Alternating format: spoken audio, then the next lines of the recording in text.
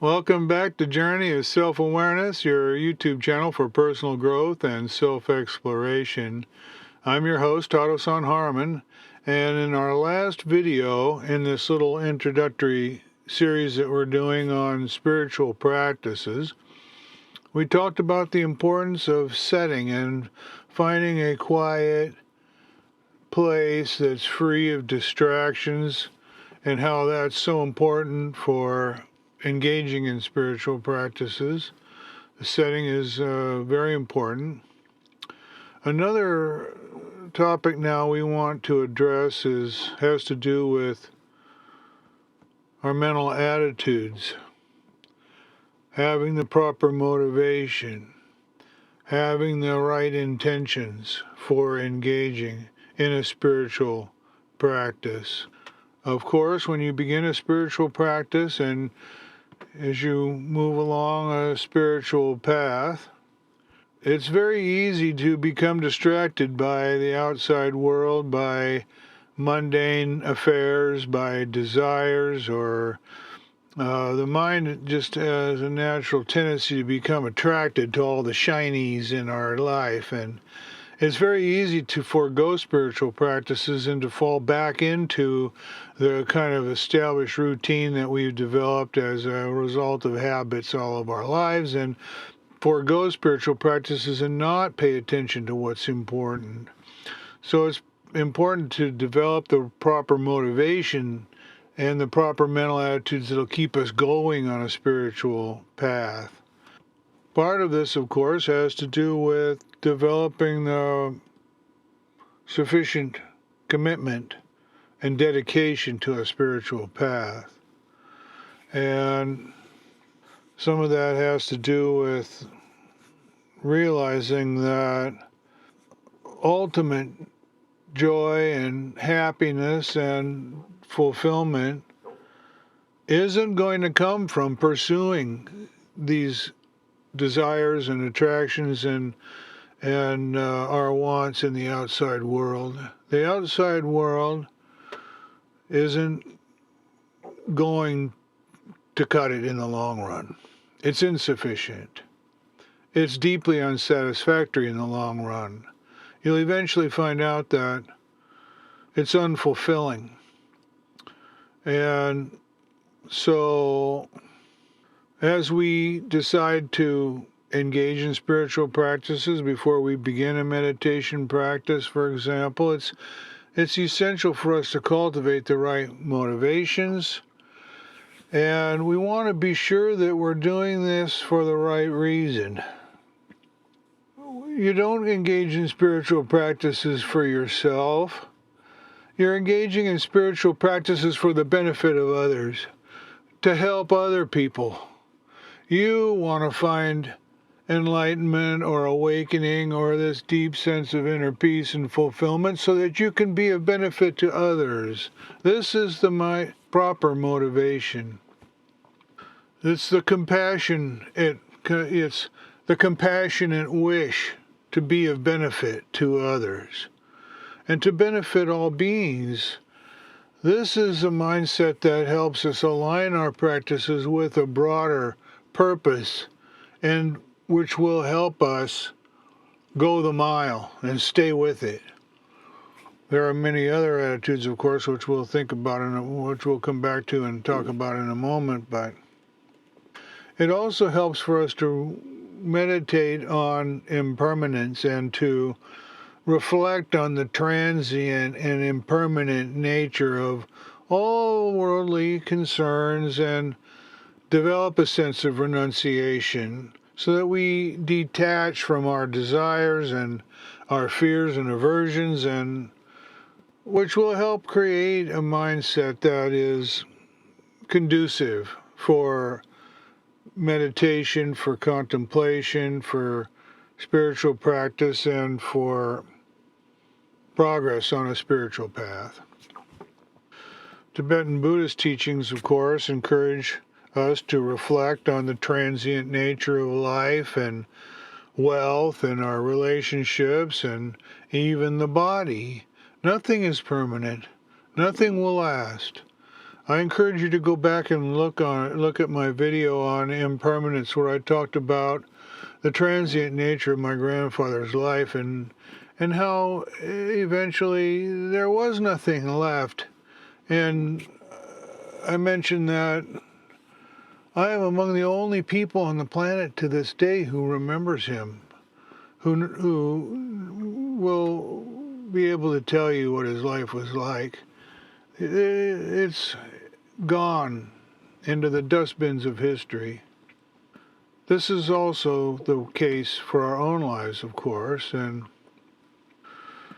we have to understand in a very deep way that everything changes, that everything is subject to change, so that we reduce our attachments and our chasing after desires. It's a trap that leads to suffering, as it's ultimately unfulfilling. And when we realize the impermanent and the unsatisfactory nature of all of conditioned existence, and that it's futile to chase after all these external sources of happiness or external sources of status or validation, we're more likely then to turn our attention to what really matters. And what really matters is our own spiritual progress and our own awakening. Because the promise of it, of course, is that we get off of this cyclical wheel of suffering, of what the Hindus call samsara. We break free of the illusion of Maya and stop this endless cycle of life after life after life of suffering. And we learn to be at peace, and we find ultimate happiness and fulfillment, the true sources of joy.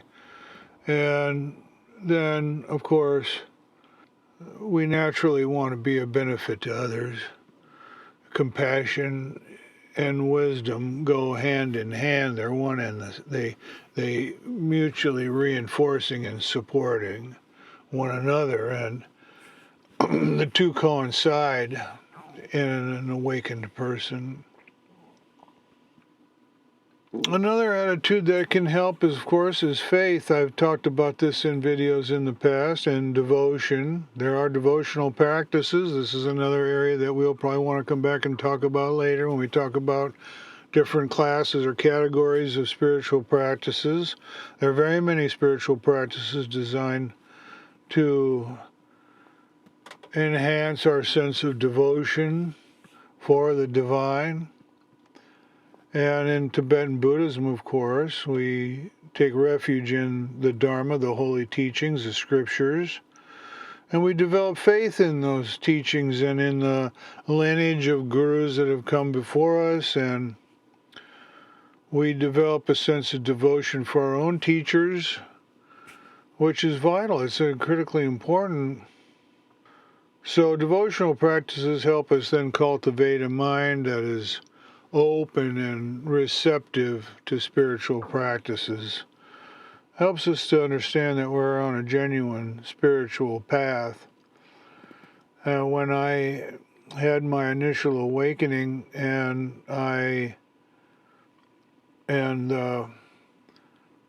thoughts began to resurface, initially it was calm and quiet and still, and there were no thoughts. It was just awareness. But thoughts begin to intrude, and emotional reactions started to surface, and I wanted to understand intellectually for myself what had happened. And I wanted to stabilize and integrate my awareness into my everyday life. And so I began a search for spiritual traditions that would resonate most deeply with me. And I read very widely in very many spiritual traditions.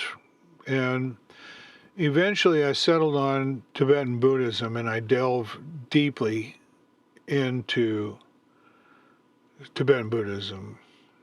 There's a saying I've heard Rick Archer say it. I don't know where it comes from, but it's on Buddha at the Gas Pump, which is on a great YouTube channel, where he interviews spiritually awakening people, everyday people, that instead of, well, it might be Patanjali who said this.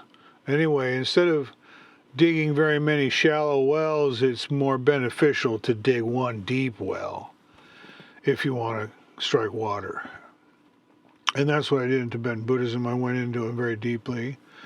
And of course, when in Tibetan Buddhism, as I mentioned in previous videos, it's a very broad tradition with very, very many schools and practices and subgenres. And then there's Bon. And so I ended up settling on the old school, the Nyingma tradition. And so I delved very deeply into that one particular school of Tibetan Buddhism. And so in that tradition, I'm more familiar with the spiritual practices in that tradition. And of course, there's similarities across all the schools in Tibetan Buddhism, but a lot of the preliminary practices are shared among the various schools in Tibetan Buddhism, for example. And so I'm most familiar with the spiritual practices in the Nyingma school, among the Nyingma Pa, but across the schools, there are similarities, and one of the things that is shared very widely in Tibetan Buddhism more generally is what they call the four thoughts that turn the mind. These are contemplations, teachings that are designed to shift our minds away from worldly concerns and toward the Dharma, the Buddhist path, the Buddhist teachings. And by deeply reflecting on these four thoughts, then, we develop a greater motivation to practice, and we strengthen our intentions for our practice, and we recognize the precious opportunity that we have for personal spiritual growth. And the first of these is that we are so fortunate to have a human life, a life that is endowed with the opportunities and the freedoms from the constraints that would prevent us from engaging in spiritual practices, that we need to be very grateful that we have a human life that will enable us to achieve awakening and to practice the Dharma and to advance along a spiritual path. We need to be very grateful that we're free from the constraints that would prevent us from practicing and following a spiritual path, free of illness, free of that we have the mental faculties necessary for engaging on a spiritual path, that this is a rare opportunity that we have been granted, and that we shouldn't squander this opportunity, that this is a very rare and valuable opportunity to have this life and to be able to hear and to understand and to practice the teachings that we have access to.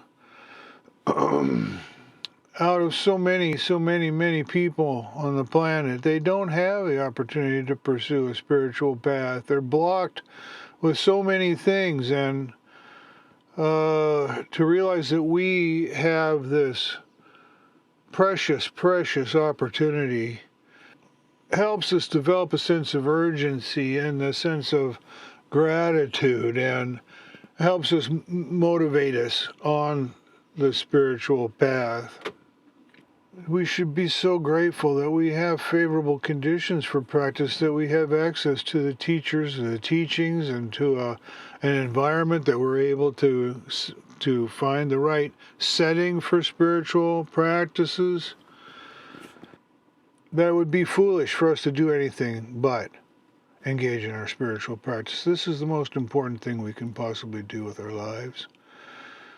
We are all rushing steadfastly toward the final end of our lives. Death will come and take us at any moment. We have no way of knowing when the time will come, and we don't have a moment to waste. It's when we realize that our lives are impermanent and that death is inevitable, that impermanence is the nature of all phenomena, including our own lives. When we realize that everything we experience, all of our relationships, our material possessions, and even our own bodies are impermanent, that they're going to change and pass away, that it's impossible then, or it's unwise then, to cling to anything because it is impermanent. It's going to change. It's coming and going. It's coming and falling away. This awareness of impermanence then helps us to let go of our worldly attachments, of our attachments to worldly things, and to focus on what's truly lasting. And that is the benefits of our spiritual practice. I've said once before that everything is changing, but there's one thing that doesn't, that is lasting, that is permanent, and that is love for others and love for the divine. Some spiritual teachers have said that the only thing that's real is that which does not change. That everything that's changing and passing away is not really real. It has no intrinsic or essential existence. The only thing that's real is that which does not change. And I invite you to search yourself and find that within yourself. So we want to recognize that our lives are impermanent, that they are changing, and that death is certain. It's going to happen. It's going to take us at a moment's notice.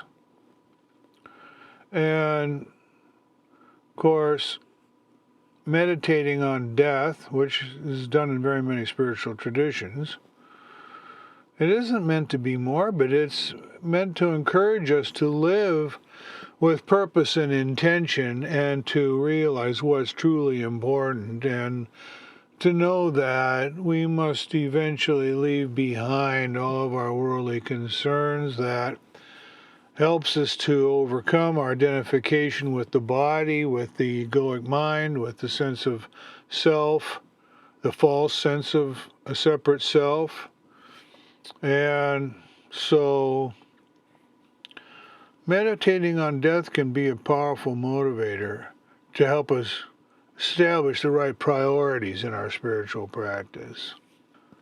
Another thought that turns the mind is to reflect on the suffering that's inherent in everyday life and in our existence, in the cycle of birth and death and rebirth that characterizes samsara and our ordinary cyclical nature of our ordinary lives.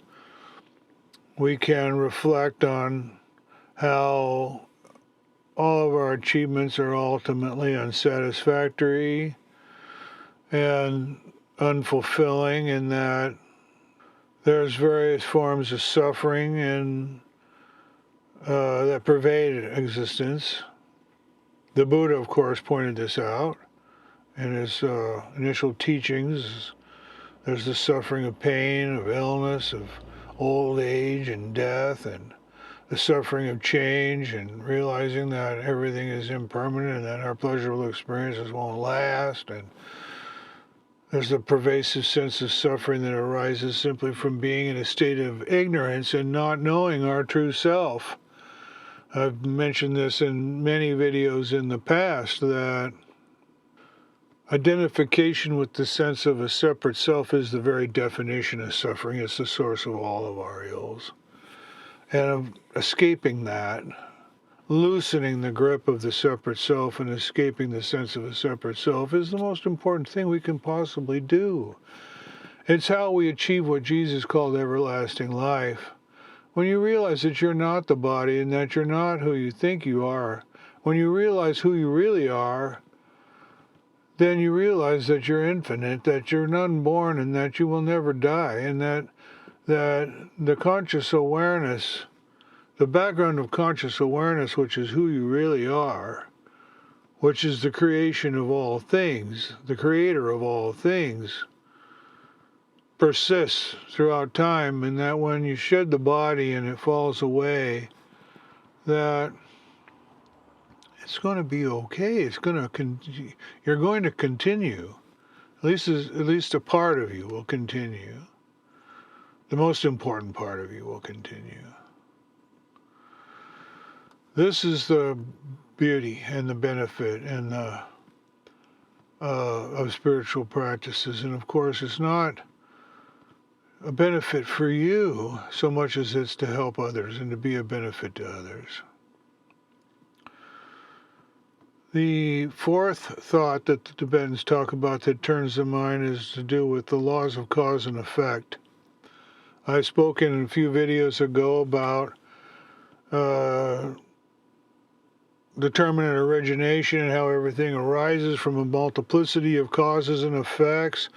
This is the notion of karma again, that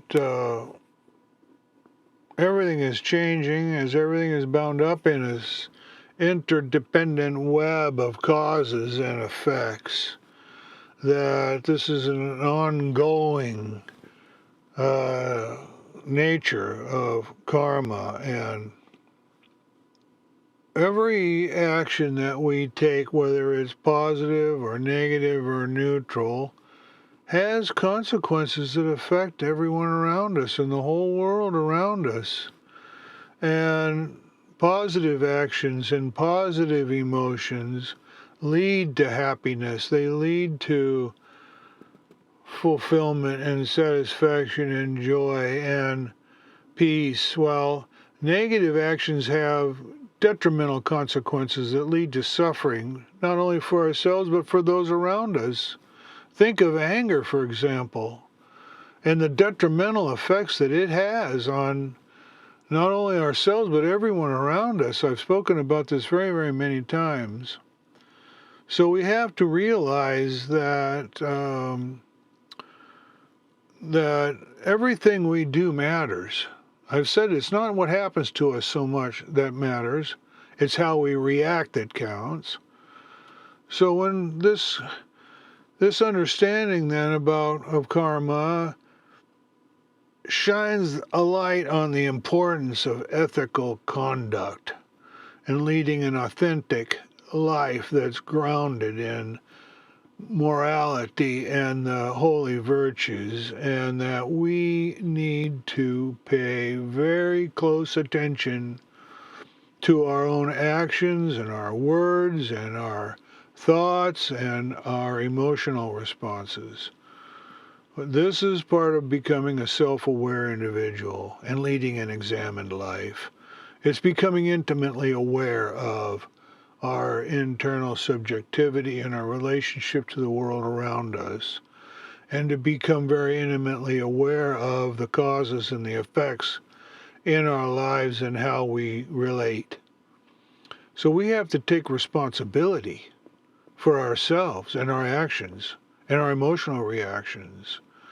And spiritual practices are a very big part of this, because they not only help us become aware, but they help us develop the strategies that we can use to change for the better.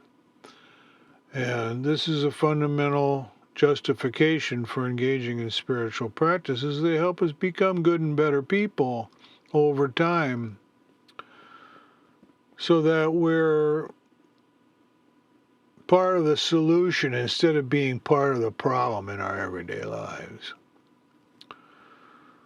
We want to realize that we're in a very large sense we're the architects of our own future experiences, and that what happens to us when we die is very much our responsibility.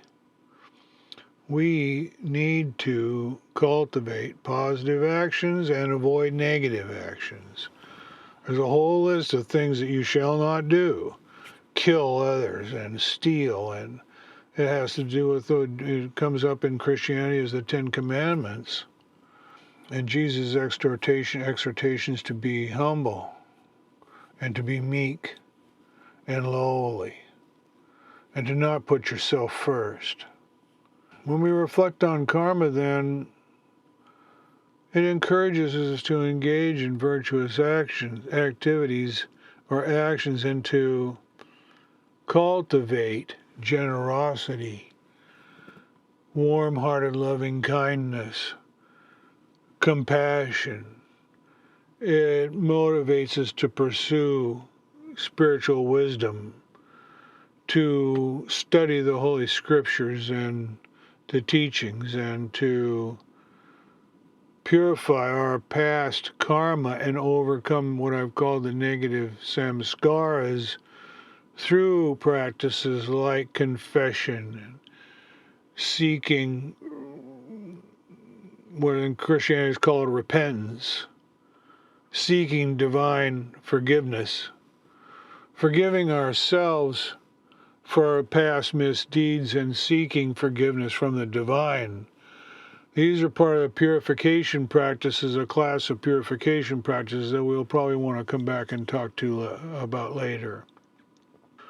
This is recognizing our misdeeds and feeling regret and even remorse for having engaged in them, and making a vow, a promise to oneself that you'll never ever commit them again. This is profound teachings. There are profound practices here that lead to immense change, positive change in one's life. So we'll probably want to come back and talk about either, or you can go back also and look at my videos on self-forgiveness, self-compassion, self-care, but also seeking divine forgiveness. I did a video on that also. There's 2 in a row. Go back and look at those. They may be very helpful. I hope that they will be very helpful. So, in the Tibetan tradition, of course, these 4 thoughts that turn the mind are often practiced as preliminary contemplations in each setting. In each spiritual practice, they will recount these 4 thoughts. Of course, they probably spend a great deal of time contemplating each of these in greater depth and detail. If you want to, you can look them up and find spiritual or texts in the Tibetan tradition that discuss these in great detail.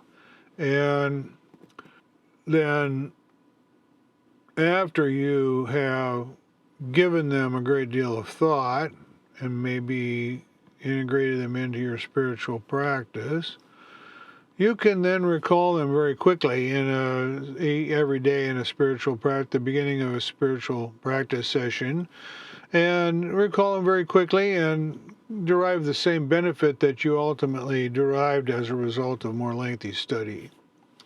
This is one of the benefits of engaging in specific spiritual practices in greater depth and detail, and spending time on them over a period of days and maybe weeks, is that you become so familiar with them and they nurture your life in such a profound way then that you can recall the benefits of those practices very rapidly in an abbreviated, form at the beginning of a spiritual session or practice session. That so the cumulative effect then is recalled and benefits each practice that you have on every day as a daily basis, and you can do it very quickly. So these thoughts then shift our perspectives, they align our motivations, And they help us focus then on the ultimate goal of freeing ourselves from samsara and attaining liberation from the separate self and finding fulfillment that comes from realizing the truth of our own divinity. So, like I say, many practitioners will integrate these contemplations into their daily routines, and they'll take time each day and reflect on these thoughts and align their motives. And over time, then this helps them deepen their commitment to a spiritual path, and it strengthens the resolve to overcome the obstacles that might arise on a daily basis, what the Tibetans call the intellectual and emotional obscurations to awakening. These four thoughts also then lay the groundwork for the development of compassion, what the Tibetans call bodhicitta, which has many meanings and on different levels, but at the basic level, it's the compassionate intention to attain enlightenment for the benefit of everyone, for the benefit of all sentient beings. They call this dedicating the merit of their spiritual practice. The Tibetans will do this every time, every spiritual practice. They will dedicate the merit of their spiritual practice for the benefit of all sentient beings, that they may know joy in the true causes of happiness. This is the wish. This takes the focus on our spiritual practices off of our selfish concerns, off of ourselves, and puts it rightly on for the benefit of others. So that it's not a selfish act, it's an act that helps us overcome our own selfish clinging to the separate self.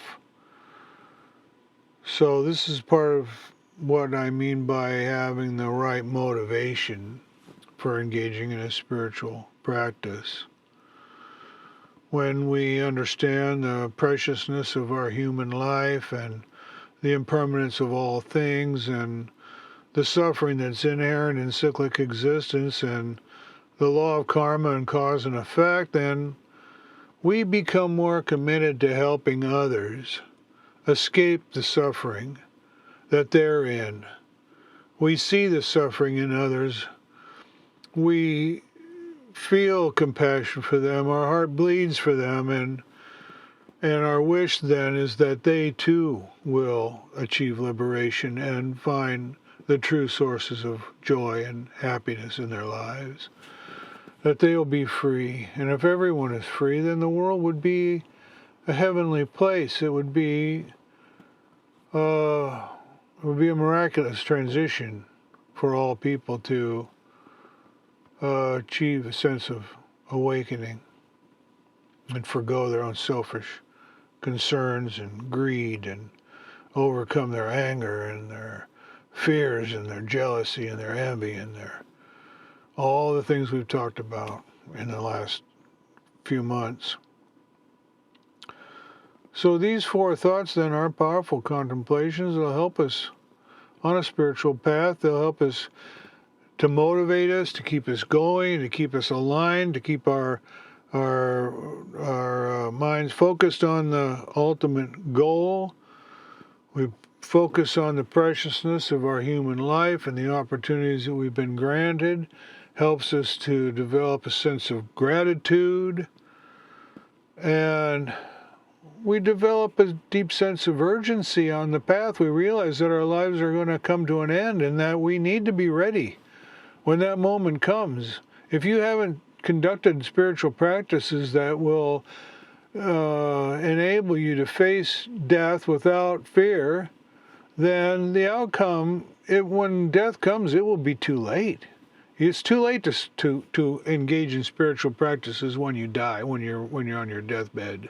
You must do it now in order to be ready and to be prepared.